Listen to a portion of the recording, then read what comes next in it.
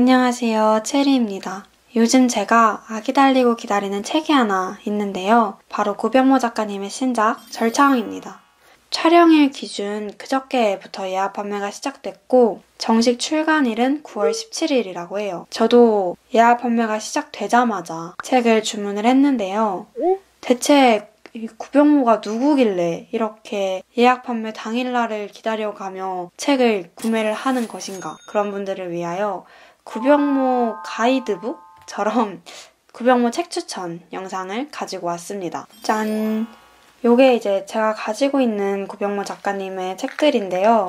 총 7권을 소장을 하고 있고 여기에 있는 책 이외에 아가미와 위저드 베이커리, 로렘 윗숨의 책, 빨간 구두당 이렇게 해서 총 11권의 책을 읽었습니다. 이 모든 책을 다 소개를 하고 싶지만 오늘은 딱 5권만 정말 재미있게 읽은 5권만 꼽아서 소개해보려고 합니다. 약간의 구병모 작가님 소설 특징을 좀 꼽아보려고 하는데요. 이런 사람이라면 구병모 소설이 아주 재밌을 것이다 하는 사람을 총 4가지로 분류해봤거든요. 첫 번째는 종종 내가 어디에도 속하지 못하는 존재라는 생각이 드는 사람. 두 번째, 글자만 읽어도 머릿속에서 장면이 그려지는 소설을 좋아하는 사람. 세 번째는 흡입력 있는, 몰입이 잘 되는 책이 좋은데 또 문장을 사진 찍어 남기고 곱씹고 싶은 사람. 마지막으로는 파격적인 여자가 좋은 사람이라면 구병모 작가님의 책을 아주 만족하시면서 읽으실 것 같다는 생각이 들었습니다. 그럼 빠르게 첫 번째 도서부터 오늘 갈 길이 정말 멀거든요. 첫 번째 도서는 당연하게도 파과입니다. 파과는 제가 정말 입이 닳도록 추천하고 좋아하는 그런 소설인데요. 이미 너무 유명해서 사실 소개를 그냥 하지 않고 넘어갈까 싶었지만 또 파과를 소개를 안 하자니 아쉬워서 최대한 소설의 맛을 살리면서 인물 소개 위주로 진행을 해보려고 합니다. 우선 주인공 조각은 킬러인데 여자고 65세 할머니예요. 40년간 청부살인을 업으로 삼아왔는데도 여전히 현역으로 활동하고 있는 그런 파격적인 인물입니다. 그리고 이런 그녀를 중심으로 총 3명의 남자가 나오는데요. 가장 먼저는 같은 업체에서 일하는 또 다른 킬러 투우가 등장합니다. 투우를 잘 소개해주고 있는 문장이 하나 있는데 만날 때마다 반말짓거리로 시비를 거는 투우는 해우보다 약간 어린 30대 초중반의 나이로 고객의 니즈를 잘 파악하는 놈이라는 평가와 함께 손 실장이 한창 아끼는 방역업자다. 이 문장으로 정리할 수 있는 그런 인물입니다. 새롭게 뜨는 라이징 킬러랄까? 성격이 굉장히 MZ예요. 한마디로 정리하자면 좀 치기 어린 소년? 소설 내내 이 투우와 주인공 조각은 대립합니다. 투우가 조각을 싫어하는 그 딱 하나의 이유가 있는데 그게 이 소설의 첫 번째 포인트예요. 다음으로 두 번째 등장하는 남자는 류입니다. 되게 매력적인 캐릭터인데 지금의 조각을 만들어준 남자예요. 약간 스승이라고 할 수 있죠. 20대 중후반에 처음 어린 조각을 만났고 조각에게 킬러의 자질을 길러준 남자입니다. 냉정하고 단호한데 또 정은 있는 그런 묘한 남자랄까? 이 류가 한 말 중에 제가 정말 좋아하는 문장이 있는데 이것도 되게 유명한 문장이거든요. 바로 여기 244페이지에 너도 나도 지켜야 할 건 이제 만들지 말자. 이 문장을 제가 정말 좋아합니다. 진짜 좋아합니다. 그리고 마지막 남자는 이 조각이 다니는 동네 내과의 페이 닥터로 일하는 의사입니다. 아내와는 사별, 그리고 어린 딸이 있고요. 스킨과 소독약 냄새가 난다는 묘사가 있어요. 선하고 깔끔한 남자의 정석 같은 느낌? 그렇게 해서 이 3명의 남자와 조각이 과연 어떤 관계를 맺어가는지, 그리고 그 관계의 중심이 되는 투와 조각의 갈등은 어떻게 해소되는지를 지켜보면 아주 재미있게 읽으실 수 있는 그런 소설입니다. 이 책은 사실 너무 유명한 것 같아서 이 파쇄라는 책을 꼭 곁들여 소개해드리고 싶었는데요. 일단 이 책은 표지부터가 일단 마음먹고 칼을 집었으면 뜸 들이지 마. 이 말이 류가 조각에게 알려준 살아남는 방식이거든요. 아니 그냥 개 좋지 않나요? 이 소재가 이런 걸 좋아하는 사람이라면 진짜 좋아할 수밖에 없는 그런 책 같아요. 이 책은 이제 파과의 프롤로그 격인데 류와 조각이 함께하던 시절에 대한 이야기예요. 혹독한 훈련을 거쳐 조각이 어떻게 킬러로 거듭나게 되었는지에 대한 이야기인데 제가 이 책을 더욱 애정하고 꼭 읽어보라고 해드리고 싶은 이유는 남들이 이제 투 조각을 할 때 제발 류 조각을 했으면 좋겠는 그 마음에 이 책을 어떻게든 떠먹여드리고 싶은 그런 마음입니다. 그래서 혹시 이 파과를 아직 읽어보지 않으셨다면 그리고 파과를 읽어봤는데 파제까지는 읽어보지 않으신 분이 있다면 이 세계관에서 더 오랜 시간 머물 수 있도록 꼭 이 두 권의 책을 같이 읽으시길 권해드립니다. 그리고 다음 책은 아가미입니다.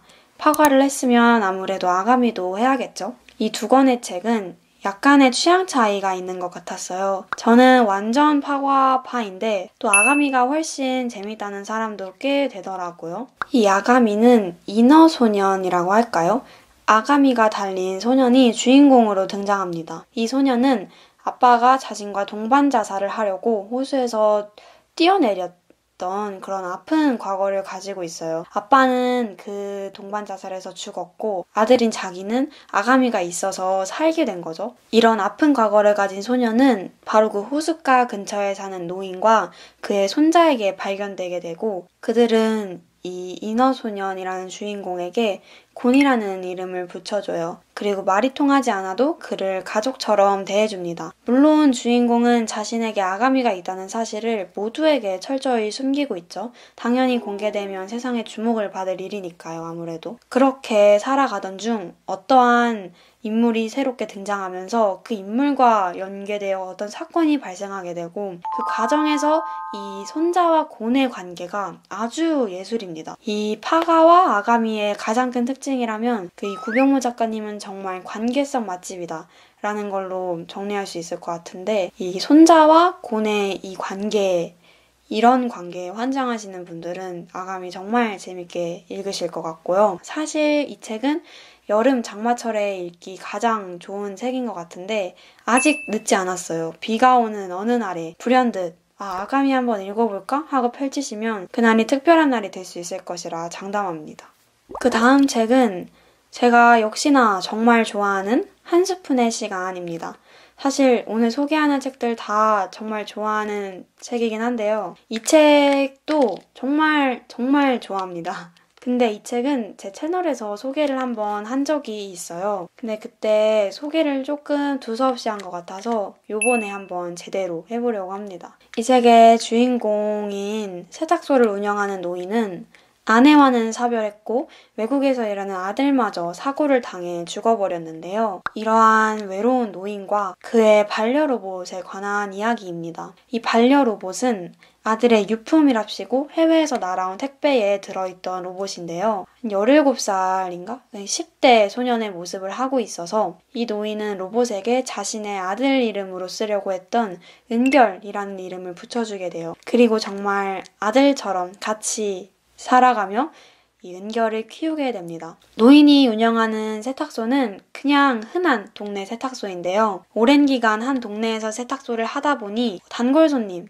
그리고 자주 보는 얼굴들이 있어요. 그중 하나인 동네 아이들 시오와 준교가 이 로봇과 같이 성장하는 이야기가 이 소설의 전체 줄거리라고 할 수 있을 것 같아요. 이 은결이라는 로봇이 외관이 잘하는 건 아니고 그냥 그 인간의 감정을 학습하고 삶의 의미를 배우고 그런 과정을 겪는 것인데요.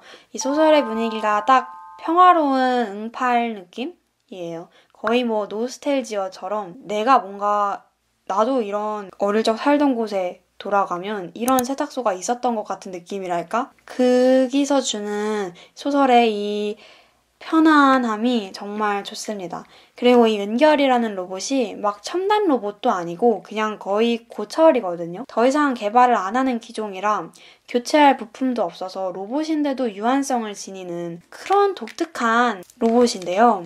그게 이 은결을 더욱더 인간다워 보이게 하는 장치로 작용을 하는 거죠. 이 은결은 과연 인간다움을 어떻게 정의했을지, 그리고 나는 그럼 인간다움을 어떻게 정의할지 그런 거를 생각해보게 해주는 책이고요. 또 하나 다른 포인트는 아까 말한 같이 성장한 시오 준교가 어른이 되고 나서에까지 이야기가 담겨 있거든요. 그들이 성장하며 몸소 느낀 사회의 불합리한 부분, 그리고 그 성장을 아주 잘 다루고 있습니다. 앞선 파과나 아가미처럼 막 급박하고 쫄깃하고 약간 판타지스러운 그런 소설은 아닌데요. 저는 이 적당한 지루함이 너무 좋았던, 그 적당한 지루함이 아름다웠던 소설이라고 생각합니다. 좋았던 문장을 읽어드리려고 하는데 그때 소개했던 영상에서도 읽어드린 게 있어서 그것 이외에 좋았던 문장 하나만 더 읽어드리면, 이해 불가능한 방식으로 세상에 존재하는 것들이 있다. 구전을 통해 허황되게 부풀려지는 것들. 존재의 진실성 여부가 그것을 상상하는 사람들의 수긍과 인정에 달려있는 것들. 잊어버린 채 방기하고 있으면 어느 순간 등 뒤에서 노크해오거나 부지불식간에 덜미를 잡아채는 것들. 실체를 확인하고 분석하기 위해 과감히 렌즈를 들이대면 사라지는 것들. 그래서 때로 지나치게 의미가 부여되곤 하는 것들. 그러므로 존재하기를 그만둘 게 아니라면 차라리 이해하기를 멈춰야 옳은 것들. 은결은 그 가운데 하나의 모습으로 그의 곁에 머물러 왔다. 그리고 이거는 작가의 말을 여기서도 다시 한번 읽어드리고 싶은데요. 뭔가 이게 이 소설을 읽어야 할 이유가 또 될 수 있을 것 같아서, 한 스푼의 시간의 발간 준비를 하던 도중 인류 vs 알파고 세기의 바둑 대결이 벌어졌던 게 엊그제 같은데 어느새 세상은 챗GPT와 미드저니 등 날마다 한계를 갱신하는 인공지능을 갖게 되었습니다. 변화의 속도를 따라잡기에도 턱없이 부족한 시절에 동네 세탁소 로봇의 소박한 이야기를 오래도록 찾아주시고 읽어주셔서 감사드립니다. 눈부신 발전의 한복판에서도 저마다 잊지 못할 소중한 한 줌의, 아니 한 스푼의 시간을 간직하셨으면 하고 바랍니다. 요거 저에게는 또 잊지 못하는 그런 한 스푼의 책이 된 것 같아서 너무나 좋았던 그런 책입니다. 그리고 다음 책은 버드 스트라이크입니다. 저한테는 다소 이계 구병모의 정수 같았던 그런 책입니다. 사실 수수자에 대한 이야기, 격하게 말해 사회의 썩은 부분을 정확하게 꼬집는 건 이 작가님의 모든 소설에서 잘 드러나고 있긴 하는데요. 개인적으로 그 소수자, 어디에도 속하지 못한 사람에 대한 이야기의 정점이라고 생각하는 책입니다. 그리고 일단 이게 좀 벅차올라요. 이 그림부터 뒤에 있는 이 무섭더라도 지켜봐줘. 그게 우리의 비행이니까. 이 비행이 솔직히 거의 뭐 청춘 뭐 그런 단어처럼 이 비행 너무 벅차오르지 않나요? 이런 거 좋아하신다면 일단 잡숴보셨으면 좋겠습니다. 개인적으로 저는 이게 위저드 베이커리보다도 더 청소년 소설 같았는데요. 거대한 혐오를 치유하는 날개의 이야기, 이것도 너무 좋았거든요. 이 책은 아주 간단하게 이야기하자면 자신의 몸에 비해 작은 날개를 가지고 있는 반은 인간, 반은 이긴인, 반인, 반 이긴 비오와 가족에게 인정받지 못한 채 살고 있는 루의 사랑 이야기라고 보면 되거든요. 이 두 등장인물 자체가 가족에게 인정받지 못하고 그 이긴이라는 무리에게 인정받지 못하는 그런 경계에 있는 인물들이라서 이게 참 어디에도 속하지 못한 사람들을 잘 보여주고 싶은 그 작가님의 마음이 너무 잘 드러나 있는 책이라고 생각해요. 이 이긴이라는 건 그냥 글자 그대로 날개를 가진 인간들입니다. 이들은 공원지대에 살고 있고 그리고 그냥 일반 인간들은 도시에 모여서 살고 있어요. 도시인이라고 하는데요. 이 둘은 대립을 하고 있는 그런 사회입니다. 그런 사회 속에서 이 비오와 루의 만남 자체가 썩 순탄해 보이지는 않죠. 인간과 이기는 아주 깊은 갈등이 있었고 그 갈등을 증명이라도 하듯 둘의 만남 이후에도 여러 안 좋은 사건들이 일어나게 됩니다.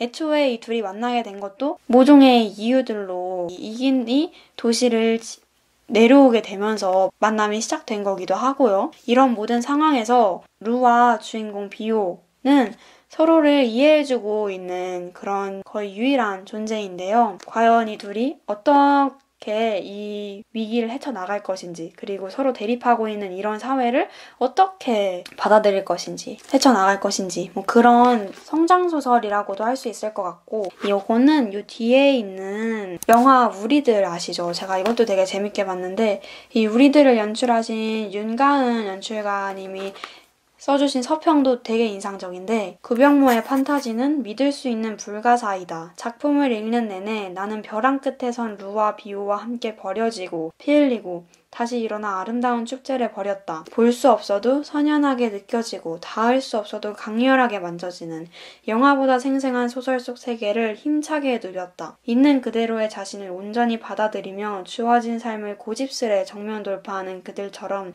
나도 그들을 따라 어디로든 원하는 만큼 멀리 날아가고 싶어졌다. 정말 그럴 수 있을 것 같다. 너무너무 좋은 서평이라고 생각합니다. 완전 이런 내용이 좋다 하시는 분들은 이 책 꼭 읽어보셨으면 좋겠어요. 그리고 마지막으로 추천할 책은 바로 로렘 윕숨의 책입니다. 이 책은 가장 최근 영상인 8월 N책 영상에서도 다루긴 했는데요. 사실 이 책을 소개할지 위저드 베이커리를 소개할지 많이 고민이 됐어요. 근데도 한번 다뤘음에도 이 책을 소개를 하는 이유는 이 책이 오늘 소개하는 책 중에 유일하게 단편입니다. 저는 개인적으로 구병모 작가님은 단편보다는 장편을 더 좋아하는 편인데요. 왠지 장편이 그 작가님이 만들어 놓은 세계에 더 오래 머물다 갈 수 있으니까 더 좋은 느낌이라 장편 위주로 좋다는 평을 더 많이 남긴 것 같은데 이 단편집은 그 단편들 중에서도 가장 좋았던 단편이라 꼭 소개하고 싶었습니다. 이 로렘 윕숨의 책은 단편마다 전하고 싶은 메시지가 아주 명확하고 그 모든 메시지들이 공감이 가는 책인데요. 꿈꿀 수 없는 사회, 무분별한 동물 실험, 동물 학대, 페미니즘 요소도 있고 그냥 요즘 사회의 안 좋은 부분이라면 여기서 다 꼬집고 있다 라고 이야기를 해도 과언이 아닐 정도로 제가 사회의 환멸을 느끼고 있는 부분, 변화했으면 좋겠다. 그리고 지향하는 사회의 모습까지도 정말 정확하게 일치하는 느낌을 받아가지고 깊이 공감하고 공명했던 그런 책입니다. 꼭 읽어보셨으면 좋겠고요. 인상적이었던 문장이나 좋았던 부분들은 이 8월 N책 영상에서 충분히 다루고 있으니까 그 영상도 꼭 봐주시면 좋겠습니다. 구독과 좋아요도 한 번씩 해주시면 감사하겠습니다. 꼭 지금 소개한 책들이 아니더라도 이 있을 법한 모든 것도 정말 좋은 책이거든요. 제가 여기서도 인상 깊게 본 부분들이 꽤 있었는데 좀 아쉬운 마음에 몇 개 읽어드리자면 인간은 시신을 매장, 인매, 노장, 화장, 풍장, 수장, 조장, 수목장, 허장, 암장, 중장 등 떠난 영혼을 어떤 문체로 공간에 기입할 것인가의 문제. 이때 잊지 말아야 할 궁극적인 목적은 자연을 위해서가 아니라 살아있는 인간의 가용 범위를 확보하기 위해서 시신이 너무 많은 자리를 차지하지 않도록 그들 세계에 휴한지가 저리도 많은데 인간은 갈수록 태어나지 않고 있으며 죽은 인간과 죽어가는 인간이 지금 이 순간 더 많은데 죽은 이들에게 마땅히 더 많은 공간을 내주어야 하지 않나. 어떤 결정은 죽어가는 자들의 몫이 아니기에. 이 문장도 너무 좋았고 물론 아는 것과 동의하는 것 사이에는 누구도 깊이를 재어본 적 없는 바다가 펼쳐져 있었고 감정적 동의와 실질적 조력 사이에는 최소 광년 단위의 거리가 있게 마련이라. 이 말 정말 공감하는 말이어서 밑줄을 정말 쫙쫙 쳤습니다. 저는 이 책을 대전 여행을 갔을 때 다다르다에서 구매를 했는데 그때 여기 작가님께서 여기 서점에 오셔서 친필 사인을 해놓고 가신 책이어가지고 사실 저한테는 되게 소중하고 굉장히 아끼고 있는 책 중에 하나입니다. 이 말도 너무 좋아요. 너머를 보는 마음으로. 아무튼 이렇게 오늘 구병모 소설 5권과 나머지 책들도 소개를 좀 간단하게 해보았는데요. 이 모든 책을 정리하자면 구병모 작가님은 정말 어디에도 속하지 못하는 존재를 자주 소설에 등장시킨다고 생각합니다. 킬러인데 65세고 그리고 여자인 그런 사람이 주인공이고 아가미가 달린 소년이 주인공이고 한 스푼의 시간에 나오는 로봇도 더 이상 부품이 없어서 교체할 수 없는 그런 고철 같은 로봇이고 버드 스트라이크는 너무나도 그 경계에 서 있는 그런 인물들이 등장하고 그런 인물들을 통해 인종, 성별, 장애, 빈곤, 나이, 출신 국가, 종교, 성적 지향처럼 다양한 특성으로 인해 차별과 소외를 당하고 있는 그런 모든 사회적 약자를 꾸준히 바라봐주는 그 시선을 담고 있어서 그게 참 저에게는 너무나 좋아하는 포인트 중에 하나이고요. 그래서 앞서 구병모 책을 이런 사람이라면 좋아할 것 같다에 가장 첫 번째로 종종 내가 어디에도 속하지 못한 존재라는 생각이 드는 사람이라면 좋아할 것 같다는 이야기를 한 거였어요. 그리고 실제로 어디에 완전히 속하고 있다라는 생각을 받는 사람이 많지 않다라고 생각하거든요. 저 역시도 그렇죠. 어느 집단에 내가 완전히 속해 있다라고 느끼는 순간보다는 나는 이 세계에 완전히 섞여들지는 못하는 것 같다라는 생각을 조금 더 자주 하는 것 같은데, 그런 생각을 가지신 분들이라면 구병모 작가님 책 꼭 읽어보셨으면 좋겠고요. 그리고 이 모든 책들이 한 문장의 길이가 상당히 긴 편이에요. 이 작가님이 의도해서라도 조금 더 긴 문장을 쓰신다고 하시더라고요. 책을 1시간 만에 다 읽었어 라는 게 자기한테는 조금 그렇게까지 칭찬인 것 같지가 않다고, 조금 이 책에 더 오래 머물고 더 시간을 들여서 읽었으면, 그렇게 조금 더 오래 생각했으면 좋겠는 마음에 의도적으로 문장을 길게 늘렸지만, 그럼에도 또 잘 읽힌다는 평이 많아서 이게 고민이 아닌 고민이 되었다, 이런 인터뷰가 있는데, 이렇게 문장 길이가 길지만 조금만 이 긴 호흡으로 천천히 함께 읽어 나가시면 정말 금세 몰입하셔서 눈앞에 이렇게 장면이 그려지는 경험을 하실 수 있으니까 인내심을 가지고 읽어보셨으면 좋겠고요. 그리고 또 파격적인 여자가 좋은 사람에게 이 구병모 작가의 책을 추천하고 싶다라고 한 이유는, 이 구병모 작가님이 사실 본명이 아니세요. 필명이신데, 이 필명을 짓게 된 계기가 20대 때 어떤 선생이 요즘 한국 문학에서 잘 나가는 작가들이 여성 작가이기 때문에 다음 공모전에서 나는 여성 작가를 안 뽑겠다라는 농담 아닌 농담을 하신 적이 있다고 해요. 그때 이후로 이렇게 구분하기 어려운 필명을 쓰기 시작했다 라고 하는데, 이 기계가 정말 단순한 에피소드이지만 여기서 알 수 있는 이 작가님의 기계가 사랑할 수밖에 없게 되는 것 같아서, 이것도 한번 그냥 그렇더래요. 어디 가서 나 구병모 작가님 좋아해 할 때 구병모 작가님 그거 필명인 거 아니? 이렇게 얘기하면 뭔가 더 많이 아는 것 같잖아요. 여담으로 한번 이야기해봤습니다. 열심히 잘 편집해서 더 많은 분들이 저와 함께 영원히 작가님 이야기를 나눌 수 있기를 바라면서, 그럼 저는 다음에 더 좋은 영상으로 돌아오도록 하겠습니다. 안녕.